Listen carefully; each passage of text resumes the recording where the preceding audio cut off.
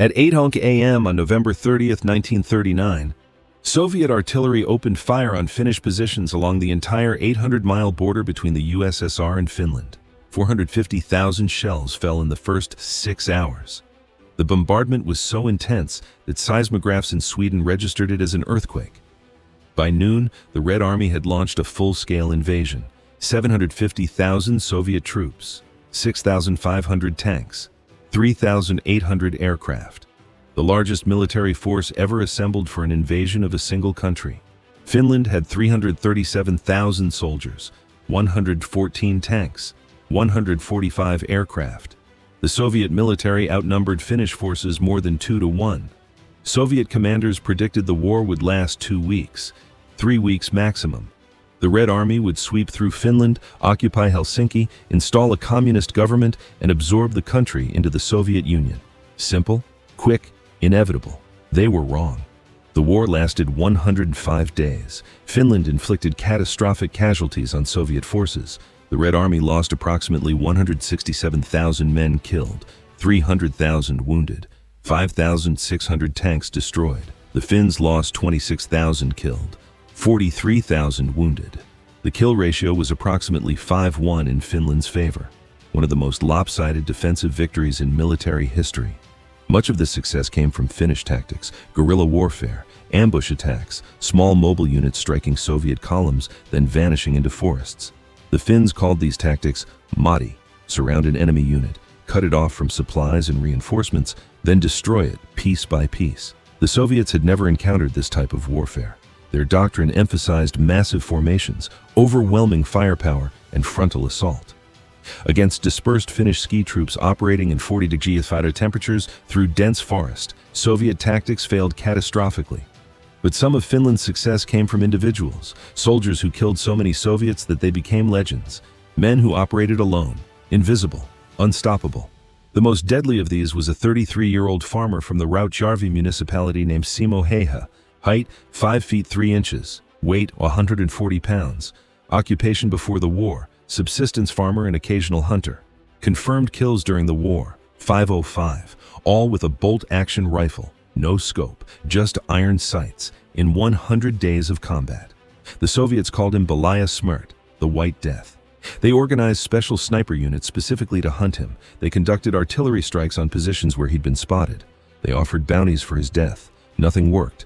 Hayha kept killing, day after day, week after week, until a Soviet explosive bullet finally hit him in the face on March 6, 1940, 11 days before the war ended. He survived. He lived another 62 years.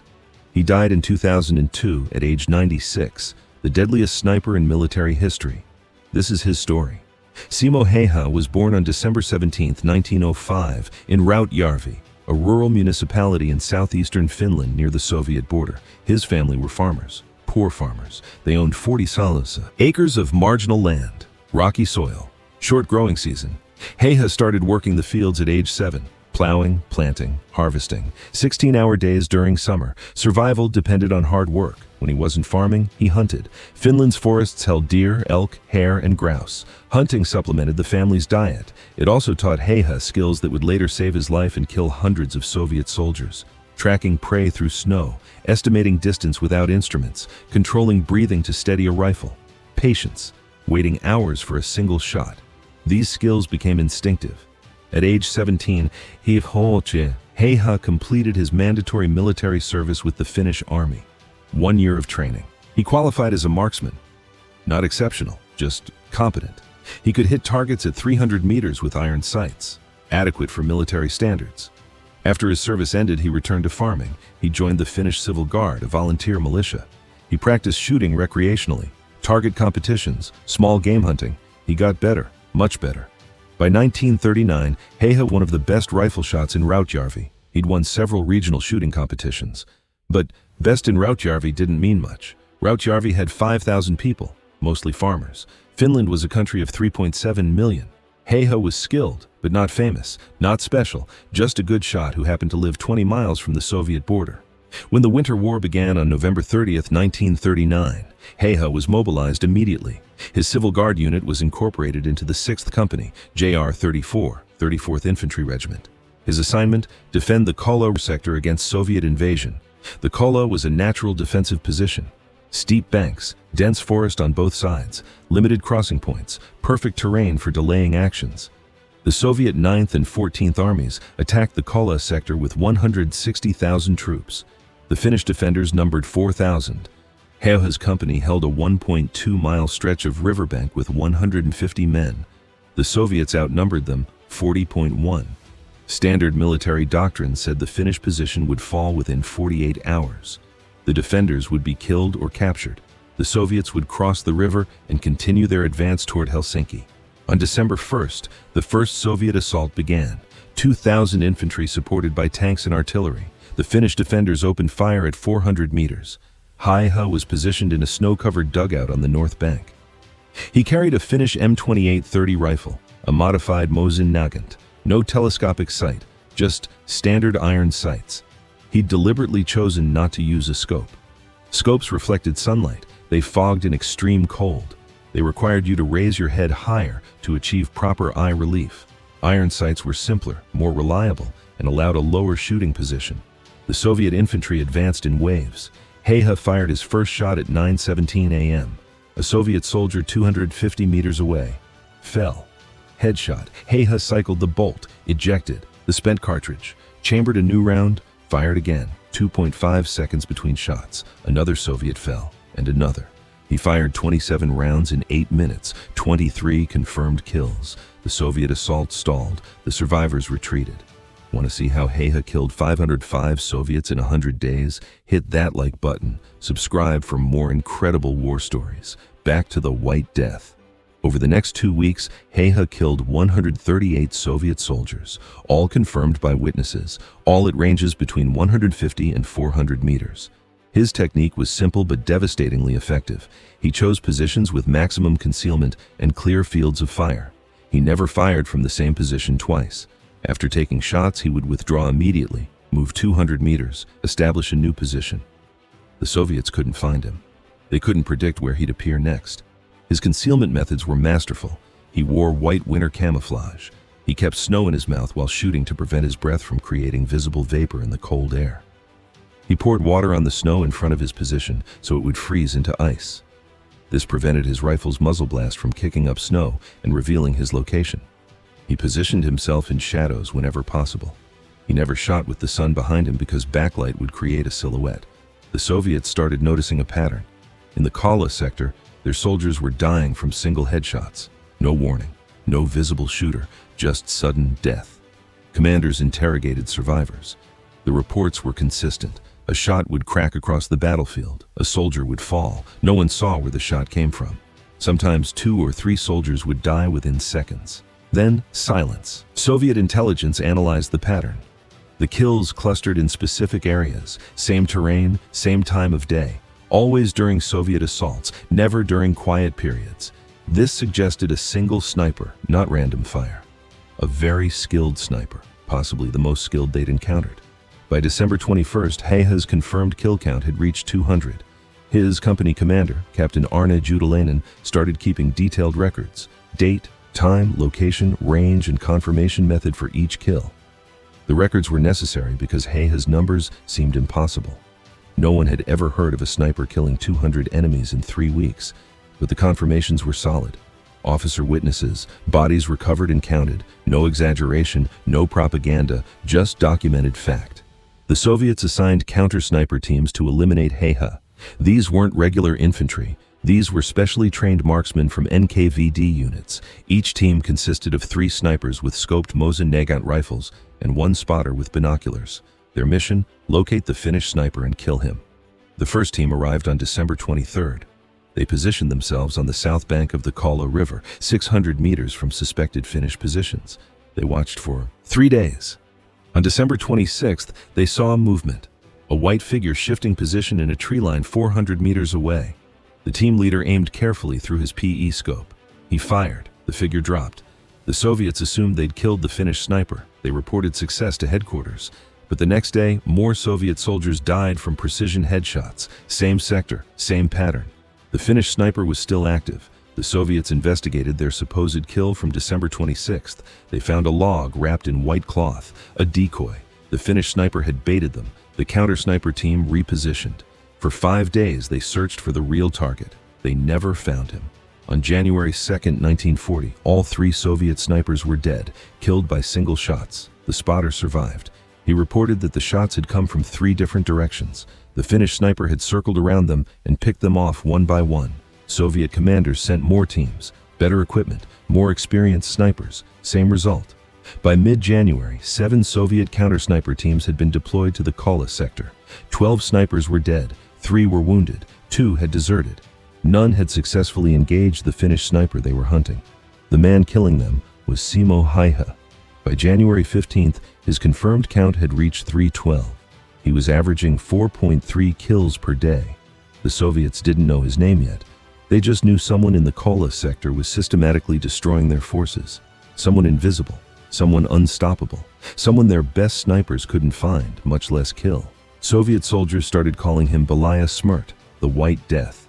The name spread through the 9th and 14th armies. Soldiers became terrified of the Kola sector. Some units refused to attack. Officers had to threaten summary execution to force men forward. The psychological impact was devastating.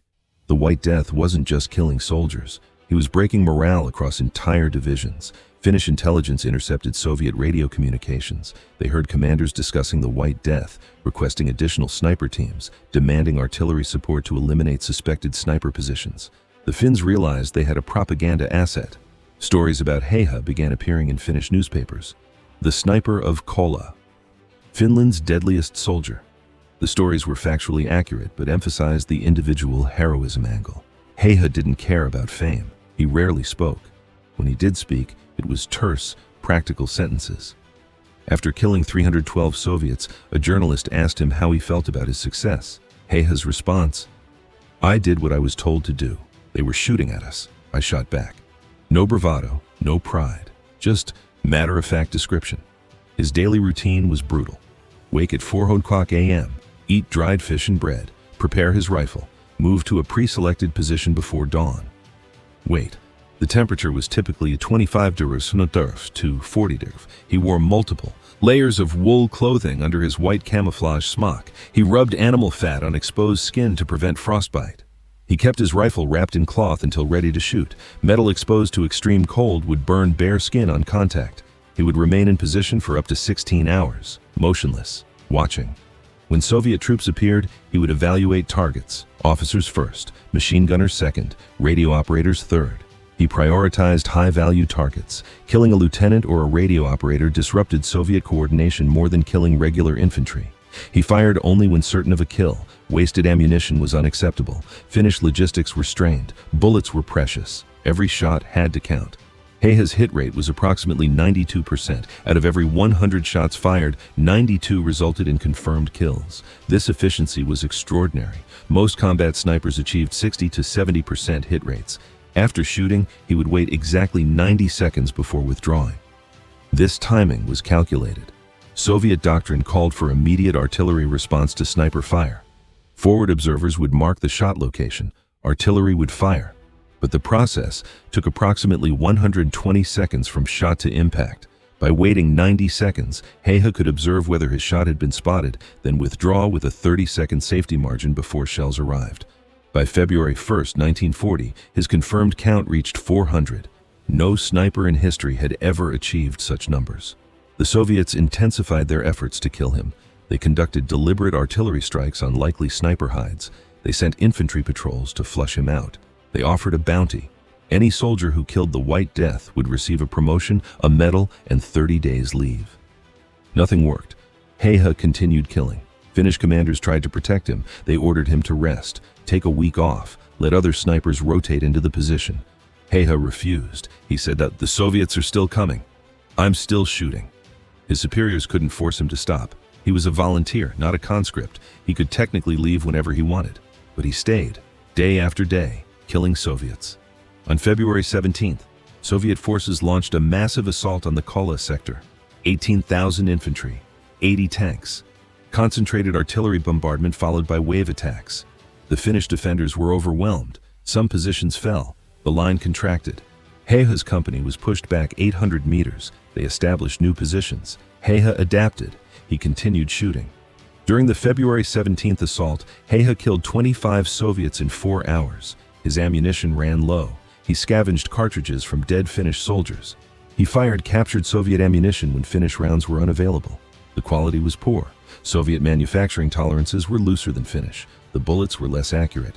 But at ranges under 300 meters, it didn't matter. Hayha compensated for the ballistic differences and kept killing. By March 1st, his confirmed count was 501.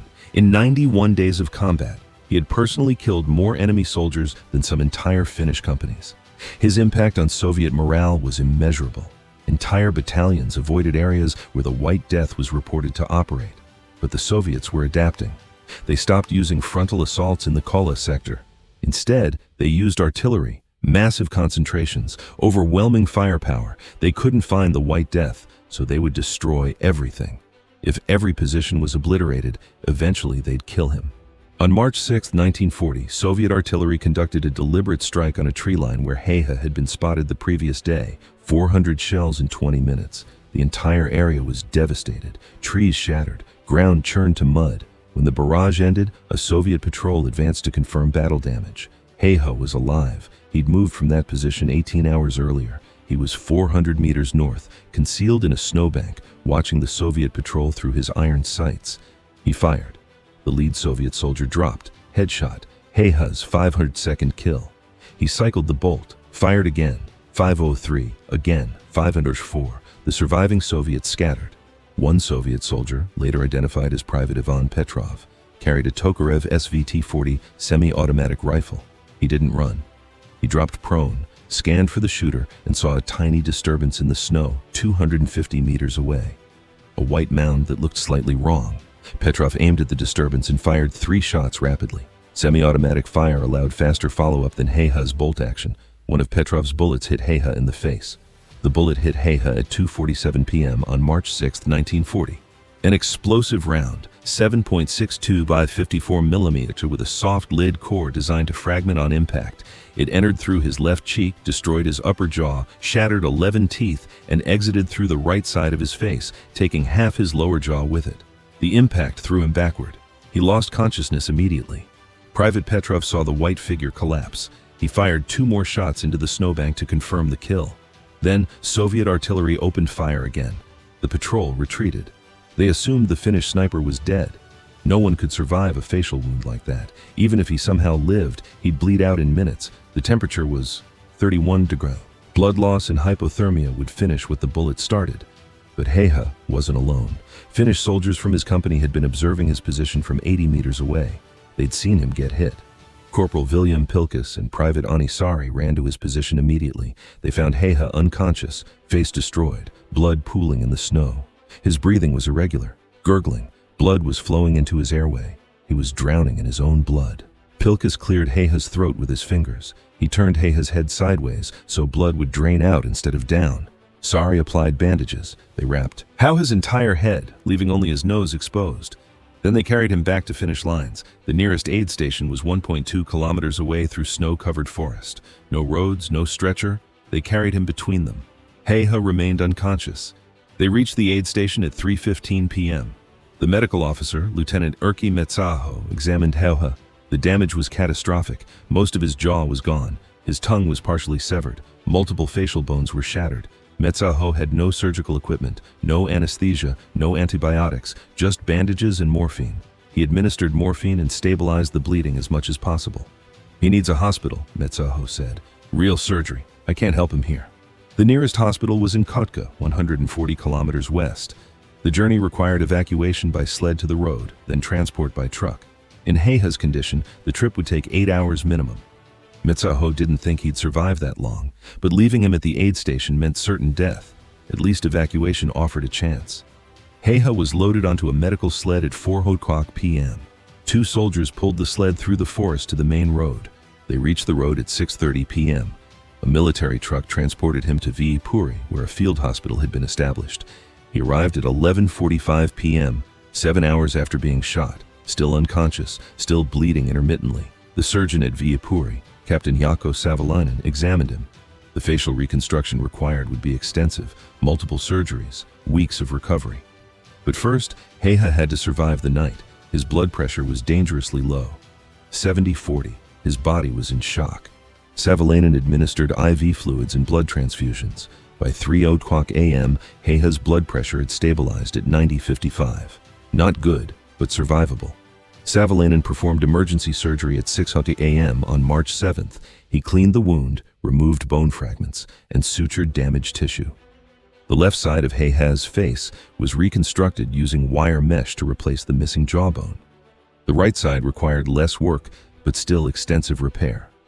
The surgery lasted 4 hours. Häyhä remained unconscious.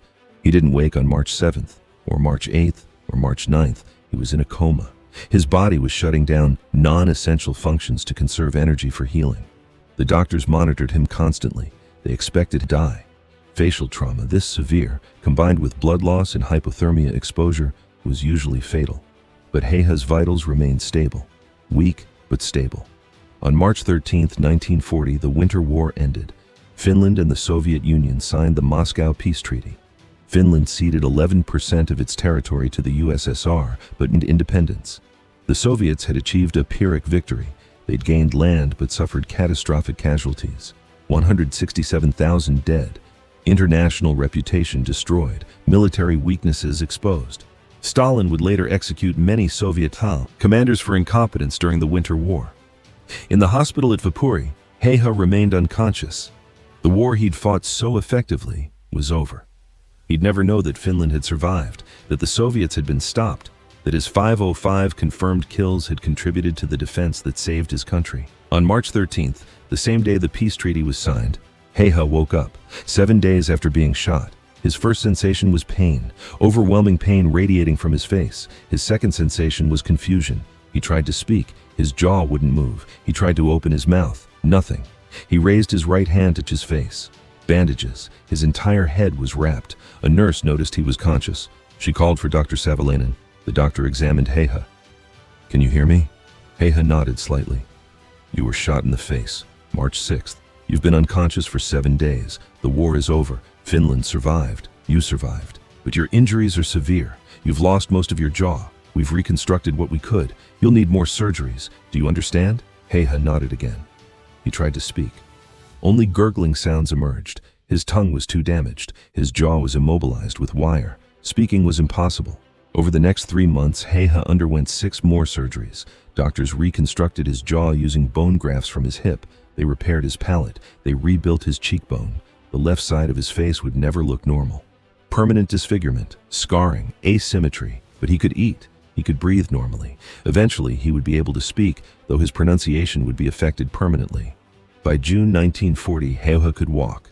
He could feed himself. He could communicate through writing. The Finnish military promoted him to second lieutenant. They awarded him the Cross of Liberty 3rd class. They offered him a full military pension.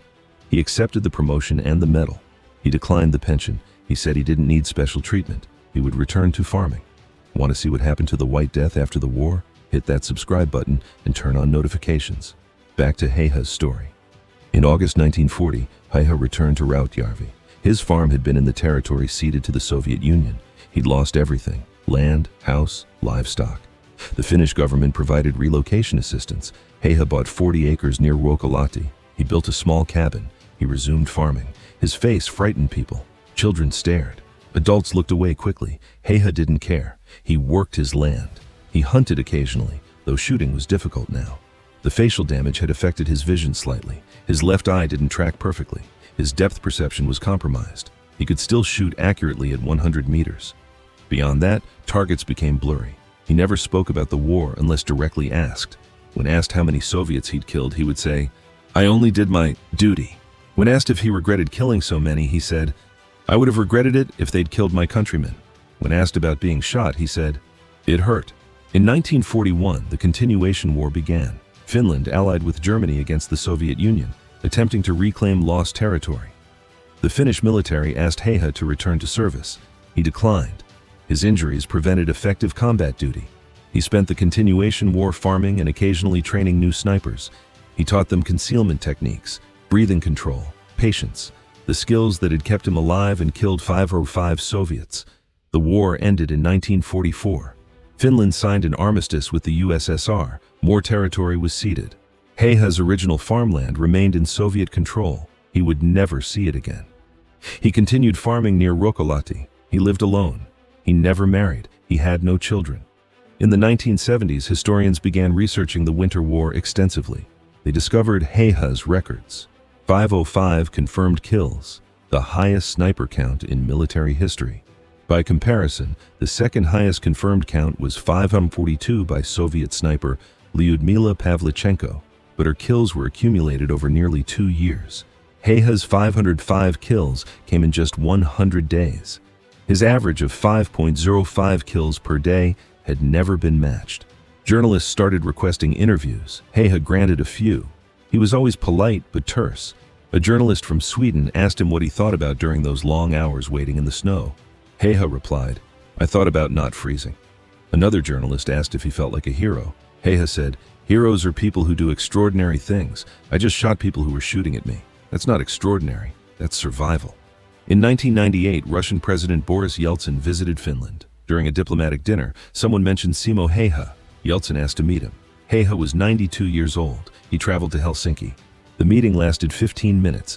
Yeltsin shook his hand and said, through a translator, "You killed many Soviet soldiers." Häyhä replied, "I did what was necessary." They never spoke again. Häyhä died on April 1, 2002, at age 96, natural causes. He'd outlived the Soviet Union by 11 years. He'd outlived most of the men who tried to kill him. His funeral was attended by 400 people, including Finnish military officials and veterans from the Winter War. He was buried in Ruokolahti. His legacy is complicated. To Finns, he's a national hero, the man who killed more invaders than any other defender. To Russians, he's a painful reminder of Soviet military incompetence during the Winter War. To military historians, he's the ultimate sniper, the standard by which all others are measured. But Häyhä himself never claimed to be special. In his final interview, given in 2001, he was asked what made him so effective. His answer? Practice. Volume 3. The records Häyhä left behind are extraordinarily detailed. Captain Arne Jutalainen, his company commander, maintained meticulous documentation throughout the Winter War. Every kill Häyhä made was recorded with date, time, approximate range, weather conditions, and witness confirmation. These records were preserved in Finnish military archives and declassified in 1985. The documentation reveals patterns that explain Häyhä's effectiveness. He killed most targets between 150 and 300 meters. Only 23 kills occurred beyond 400 meters. This wasn't because he couldn't shoot farther. It was tactical calculation. At ranges beyond 300 meters, environmental factors, wind, temperature, humidity, introduced too much uncertainty. Häyhä preferred guaranteed kills over impressive range shots that might miss. His kill distribution by time of day was also revealing.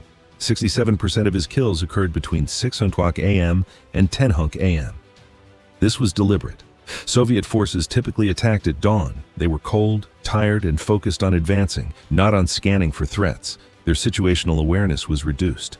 Häyhä exploited this. He positioned himself before dawn, waited for Soviet movements, then engaged when targets were most vulnerable.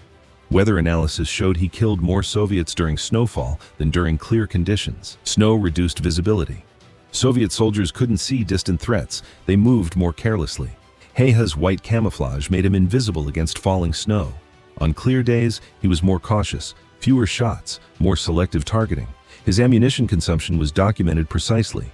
In 100 days of combat, he fired 542 rounds. This yielded 505 confirmed kills. Hit rate 93.2%. The remaining 37 rounds were either misses or hits that couldn't be confirmed because Soviet forces recovered the bodies. Modern military snipers average 1.5 to 2 rounds per kill. Häyhä averaged 1.07 rounds per kill. His efficiency was unprecedented. But numbers don't capture the psychological impact. Soviet documents declassified after the USSR collapsed revealed how terrified soldiers were of the White Death. A diary entry from a Soviet lieutenant in the 9th Army dated February 3, 1940. The men refused to advance in the Koleya sector. They say the White Death is there.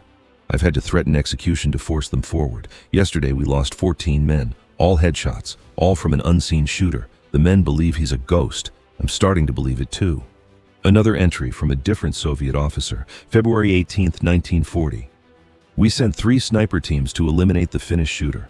All 3 teams are dead, 9 men, our best marksmen, killed by someone we've never seen. Command says to keep trying. But trying what? We don't know where he is. We don't know when he'll shoot. We just know that soldiers die and we can't stop it. The psychological warfare was intentional. Finnish command understood that Hayha's reputation was as valuable as his actual kills. They encouraged stories about the White Death. They allowed journalists to write articles. They publicized his kill count. The propaganda served a strategic purpose: make Soviet soldiers afraid to attack. It worked. Entire Soviet battalions avoided the Kola sector when possible. Units ordered to attack there suffered morale collapses. Desertion rates in divisions operating near Kola were 40% higher than divisions operating elsewhere. Some of this was due to harsh conditions and Finnish resistance generally. But Soviet documents specifically mentioned fear of the White Death as a contributing factor. After the war, Soviet military analysts studied the White Death phenomenon. They produced classified reports analyzing what went wrong. Why couldn't they eliminate one Finnish farmer with a rifle? The reports identified several failures. First, Soviet doctrine didn't emphasize individual marksmanship. Soviet snipers were trained to adequate standards but not exceptional ones. They couldn't match Hayha's skill level. Second, Soviet equipment was inferior. Their scoped rifles were less reliable in extreme cold. Scopes fogged, mechanisms froze. Finnish rifles, simpler and more robust, functioned better. Third, Soviet tactics were predictable. They attacked in waves, same times, same methods. Hayha learned their patterns and exploited them. The reports recommended reforms: better sniper training, improved equipment, more flexible tactics. These reforms were implemented and contributed to Soviet sniper effectiveness during World War II. Ironically, the White Death made the Red Army better at killing Germans. Hayha's impact on military doctrine extended beyond the Soviet Union. After the Winter War, armies worldwide studied his methods. The U.S. Marine Corps incorporated some of his techniques into their sniper training program in 1942. British commandos studied his concealment methods. German Waffen-SS sniper schools analyzed his tactics. The most significant doctrinal change was the emphasis on fieldcraft over raw marksmanship. Before Hayha, sniper training focused heavily on shooting accuracy. After studying his record, militaries realized that concealment, patience, and tactical positioning mattered more than the ability to hit targets at extreme range. Hayha rarely shot beyond 300 meters, yet he killed more enemies than snipers who could shoot accurately at 800 meters. The lesson was clear: being invisible was more important than being able to shoot far. Modern sniper doctrine still reflects Hayha's influence. The U.S. Army Sniper School teaches students to prioritize concealment above all else. First, don't be seen. Second, don't be heard. Third, don't miss. This prioritization comes directly from analysis of Hayha's methods. His equipment choices also influenced military thinking.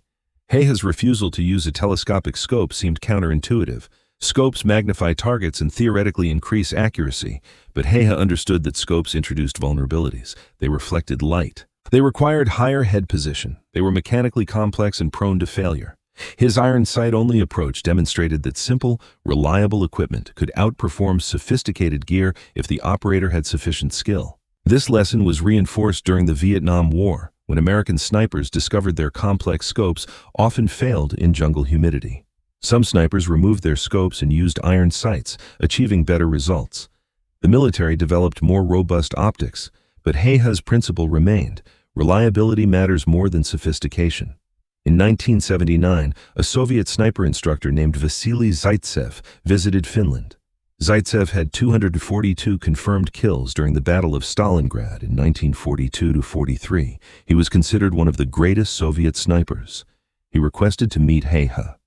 The meeting was arranged. Both men were in their 70s. They spoke through a translator. Zaitsev asked Hayha about his techniques.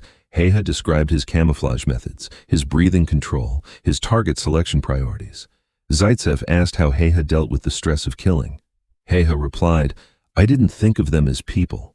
I thought of them as targets. If I'd thought of them as people, I couldn't have done it." Zaitsev asked if Hayha felt guilt. Hayha said, "No, they were invading my country. They would have killed me if I hadn't killed them first. That's not murder, that's war." The two men talked for 3 hours. When the conversation ended, Zaitsev said, through the translator, "You were better than me. Your numbers prove it. Hayha replied, You had a harder war. I only fought for 100 days. You fought for years. If our situations had been reversed, you would have killed more than me. This exchange was recorded by a Finnish journalist. It reveals something important about Hayha's psychology. He never glorified killing. He never expressed pride in his body count. He viewed it as necessary work during wartime. When the war ended, he stopped. He never touched a rifle in anger again. In his final years, Hayha granted occasional interviews to military historians. One historian asked if he'd ever felt fear during combat. Hayha said, Every day, fear keeps you alive. If you're not afraid, you get careless. Carelessness gets you killed. Another historian asked what he thought when Soviet soldiers started calling him the White Death. Hayha said, I thought it was melodramatic. I was just a man with a rifle. But if the name made them afraid to attack, that was useful. Fear is a weapon like any other.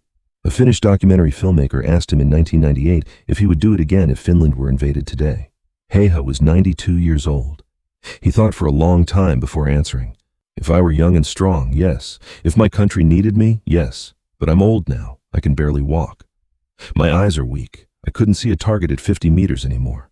So the question is irrelevant. Hayha's physical condition deteriorated in his 90s. His vision failed almost completely by age 94. The old facial injury caused chronic pain. He walked with a cane, but his mind remained sharp. He read military history. He followed world news. He maintained correspondence with veterans from the Winter War. On March 17, 2002, Hayha suffered a stroke. He was hospitalized in Hamina. Doctors said his condition was terminal. He'd had a good life, they said. 96 years, far longer than most soldiers from his era. His body was simply wearing out. Hayha remained conscious and coherent for 2 weeks after the stroke. Visitors came, old friends, distant relatives, military officials. A general from the Finnish Defense Forces visited and presented him with a certificate commemorating his service. Hayha couldn't speak clearly anymore. The stroke had affected his already damaged face. But he nodded his thanks. On April 1, 2002, at 3:40 a.m., Simo Häyhä died. The nurse who was with him said his last words were barely audible. She thought he said, finally. Whether he meant finally dying or finally resting after 96 difficult years, she couldn't tell. His funeral was a military ceremony. Finnish soldiers carried his coffin. A honor guard fired a salute. The Finnish president sent a representative. The eulogy described him as Finland's greatest defender and the soldier who embodied Finnish sisu, the Finnish concept of stoic determination. He was buried in a simple grave. The headstone reads, Simo Häyhä, 1905-2002, soldier, farmer. No mention of 505 kills, no dramatic epitaph, just his name, dates, and occupations, exactly as he would have wanted. The Mosin-Nagant rifle he used during the Winter War is preserved in the Finnish Military Museum in Helsinki. Visitors can see the weapon that killed 505 Soviet soldiers. It's surprisingly ordinary. Standard issue, no modifications except for adjustments Hayha made to the trigger pull weight. The rifle proves that extraordinary results come from the shooter, not the equipment. That's the complete story of Simo Häyhä, the White Death, a farmer who became the deadliest sniper in history, who killed 505 invaders in 100 days, who survived being shot in the face and lived another 62 years, who never sought fame, never glorified violence, and returned to farming when the killing was done. If this story showed you what one determined person can accomplish, hit that like button. Subscribe for more true stories from history's greatest conflicts. Turn on notifications. Drop a comment telling us where you're watching from. Thanks for watching.